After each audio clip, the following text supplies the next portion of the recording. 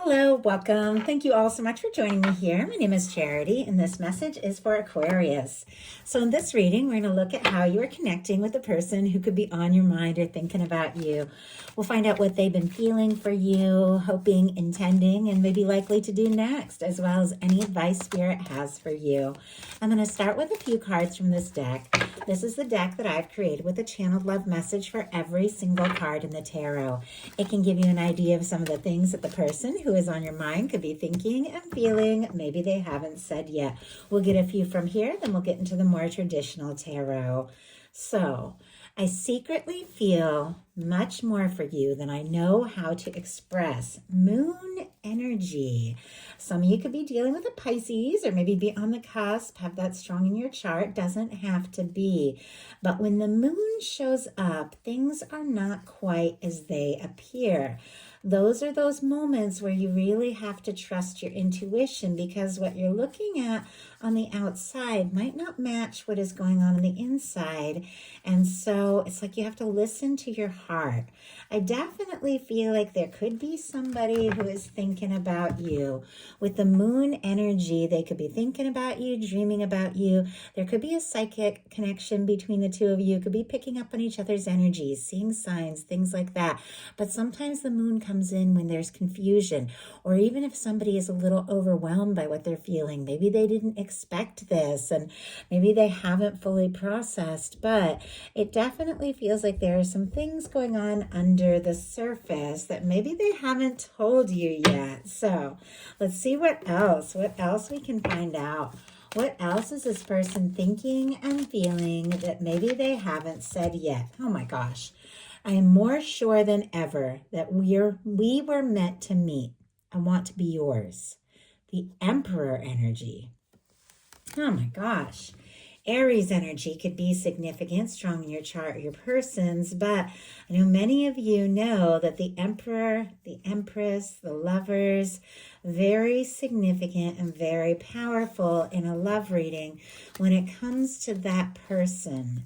That one that you meet that seems to stand out above and beyond any other. Something clicks, something makes sense, you feel more, you don't get it, but you just know there's something here. There's a reason you're meant to meet, and there's a reason that this person is in your life. With the Emperor energy, somebody could be very determined, very focused. If they haven't been in that, they could definitely be like finding themselves and figuring things out and feeling maybe more certain than they had before. The Emperor is focused, dedicated. It is somebody who has the maturity to follow through. If they take a step or make an offer, it is a very confident energy. Sometimes it can be a leader, authority figure, boss. Doesn't have to be, but it can be. Or somebody who just has a lot of responsibility, but they take their responsibility seriously. And when it comes to you in this connection, they definitely feel like there is more to this, then maybe they've let on with it paired with the moon. I mean, for me, the moon and the Emperor energy can be somebody who is having some pretty significant realizations about you, this connection, who they are, who you are, what you mean to them, but maybe they haven't figured out how to tell you. We had two more. I was just going to take one, but we had two jump out, and I'm not surprised to see this jump. It's the Fool energy. The Fool energy can be very spontaneous, and it jumped out with an Ace of Cups. My goodness. So the signs real quick: Scorpio, Cancer, Pisces, Aries, and Aquarius can be significant. But we have, I'm falling for you. I want to explore this love with the Ace of Cups. I'm so drawn to you. I feel like we met for a reason. I want to take this leap towards you.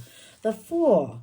And I feel like we also have, I'm sure we were meant to meet with the Emperor. And I feel like we met for a reason with the Fool. I'm really drawn to that wording being kind of similar in those where it seems like someone is having a realization that this did not happen by chance, as if you were drawn or drawn into their world. I mean, maybe the two of you could have met in some sort of surprising or unusual way. Doesn't have to be, but there could have been something spontaneous. Now, I do have to say, with the Ace of Cups and the Fool energy, those of you that don't have anybody specific on your mind, holding space for new love, that can be meeting somebody new, somebody who steps forward from the heart, somebody who's interested.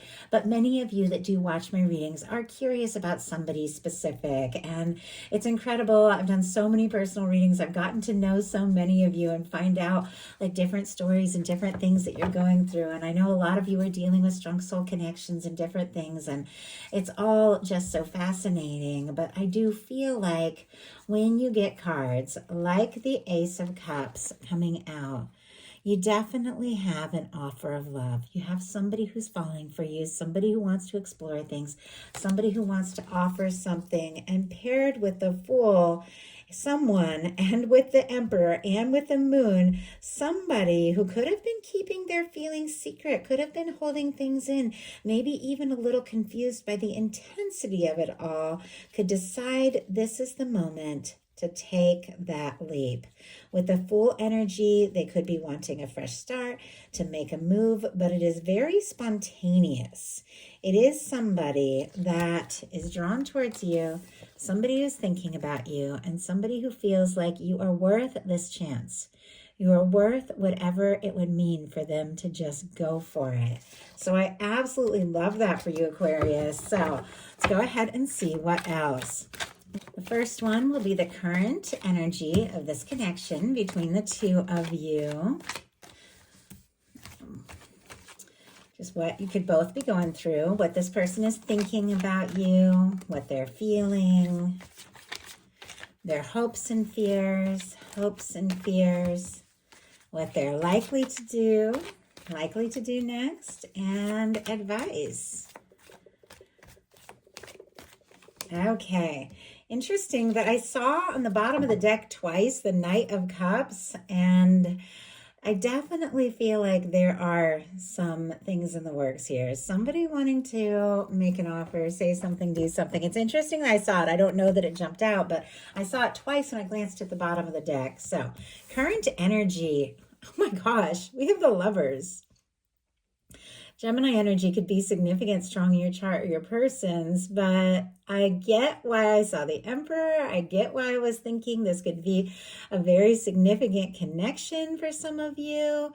And I get why I saw the Knight of Cups, because there are definitely feelings. I mean, this is a powerful energy when you're looking at the current energy that is between the two of you. Now, every single one of you is dealing with something different. Some of you have a crush, some of you have somebody you like, some of you have started dating somebody or seeing or talking to somebody. Some of you have a lot of history. Some of you could be in a divine connection and little to no contact. You're all dealing with something different. But regardless of the type of connection that you have, your universe sees you as a match. It feels like your universe sees you as like already together, like the two of you met for a reason, you're drawn to one another, you have feelings for each other, and this is meant to go someplace. I mean, I absolutely love that. That's incredible. I don't know. It's kind of taken my breath away just with all the cards that we've gotten so far. I feel like Capricorn reading was very intense as well as a lot of powerful major arcana. I'm sure some other ones too, but what are they thinking? What is this person thinking? Death energy. My gosh. Okay, could be dealing with a Scorpio, because I did see that Knight of Cups on the bottom of the deck a couple times, which is strong Scorpio energy. But the death energy can be somebody thinking that this could be over, thinking that they lost their chance, feeling defeated or discouraged, or it could be somebody going through some major transformations or changes in their life, clearing out and releasing things. The death energy seems heavy, it seems serious, but it really is about your universe coming in and clearing out things that just no longer have a place in your life and in your heart. Now, very clearly, with the two of you having the Lovers being the energy of what you're feeling for each other, there's definitely somebody who has feelings for you. So whatever this death energy, I feel like it has to do with other things that they could be going through, dealing with, could be going through an ego death, some sort of some sort of shift in their life, but let's go ahead and see what that's about. But in some cases, somebody could think, even though they have feelings, that maybe they have lost a chance if someone has been quiet in this connection. Spirit, why do we have the death energy? King of Swords. Okay, I'm getting a little bit more insight here. Strong Gemini, Libra, and Aquarius as well. Okay. Maybe there has been a difficulty, a separation. Maybe somebody got quiet. Doesn't have to be. If it doesn't speak to your situation, don't worry about it. This could be something that happened in this person's life before the two of you even met. Or this can be somebody who is releasing something or has gone through a change or a breakup that is looking for exactly you. I feel like when somebody is meant to be in your life, even before you meet, you do feel those connections. You feel drawn to them. And with that death energy, you know, might have something to do with you, might have something to do with some other aspect of their life. But regardless, you are on their mind. I mean, we have the King of Swords. This is somebody that even if they felt defeated or discouraged, or even if they're dealing with some sort of release, a karmic release or a let go, it feels like they keep thinking about you. This can be your energy. This can be a beautiful match for your energy. Regardless of sign, regardless of gender, this is an energy of somebody who is focused, somebody who is concentrating, somebody who's had an aha moment, somebody who's found some clarity, somebody who wants to talk and communicate and get right to the point. If there has been quiet or any sort of miscommunication, misunderstanding between the two of you, this person has had a moment of clarity. They're thinking about you. They want to talk. So, wow, what are they feeling? The Ten of Swords. Okay, I don't know if this is something that both of you might think it's the end, it's over, it's not going to work, this is it. I don't know if somebody pulled away or if your person is just dealing with some really heavy setbacks and challenges in their life that have just gotten them to the point where they don't know what to do.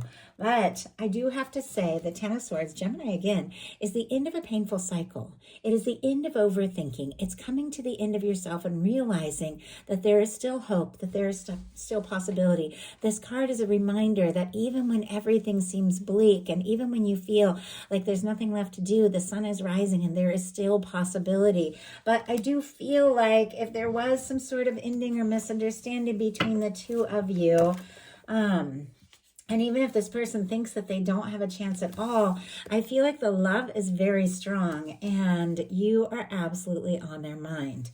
Now, once again, if this doesn't apply to your situation, if there hasn't been a separation or a difficulty, don't even worry about it. This could be things that this person is dealing with personally. They could have had some setbacks or they could have had some past breakups that really affected them in a way that now, you know, they're thinking about you. They're thinking about this connection, but they're feeling defeated and discouraged. Like, I don't know. Sometimes it can be almost like giving up before you even start. I do see the Ace of Swords on the bottom of the deck when the King of Swords came out. So once again, there is like this desire to communicate, this desire to say something. If there has been no contact, this person is thinking about you. Spirit, why do we have the Ten of Swords in their heart space? I mean, somebody could really be in it. Why do we have the Ten of Swords? The Chariot. Oh my gosh. Okay. And I'm seeing, yes, we have on the bottom of the deck, the Knight of Pentacles and peeking out the Magician. If there has been some sort of ending, some sort of let go, a difficulty or a disappointment, it feels like this person couldn't stop thinking about you, the next step, the next move, even if they tried. And we have the Chariot clarifying that Ten of Swords. Maybe they were dealing with some things. Maybe they were feeling defeated and discouraged, but this is somebody who set goals. This is major arcana. This is very positive and much more powerful than a fleeting energy of a minor arcana. This is a difficulty and a painful ending and a setback, but it feels like it's opened the door for some sort of forward movement, for somebody who's set goals and determined that this is something that they want to move forward with. Cancer energy can be significant here. Now, bottom of the deck, we have Taurus with our Magician, Aries, Gemini. Virgo can be significant. Capricorn and Virgo, I know a lot of signs. I know a lot of people like to hear them, but some of the cards have multiples. So, But with our Knight of Pentacles and our Magician, somebody wants to talk. They want to move forward. There could be something they're planning, something they're thinking of. But I definitely feel like you two are drawn together. And if they went through a painful ending in the past before the two of you even met, it feels like they found themselves in the process. With the King of Swords and the Chariot, this is somebody who's more focused and more determined because of the things that haven't worked. So, what are their hopes and fears? Three of Wands. Well, they have hope. With the Three of Wands, this is somebody who feels like their ships could be coming in. This is somebody who has a new hope. Maybe they did deal with some setbacks, but with the Three of Wands, this is somebody who's ready to get out of their shell, ready to explore things, ready to take a step and ready to take a chance to move forward. They feel like you could be what they have been hoping for. They could be wanting to talk, take a chance, explore this, see what can happen. But there is a little bit of nerves. They could be worried that this is wishful thinking, that maybe they're hoping for a message that's not going to come or something, or maybe they feel all of this intensity, but they don't know if you feel the same. But all that being said, this is somebody that wants to get out of their shell. They want to move on beyond the difficulties.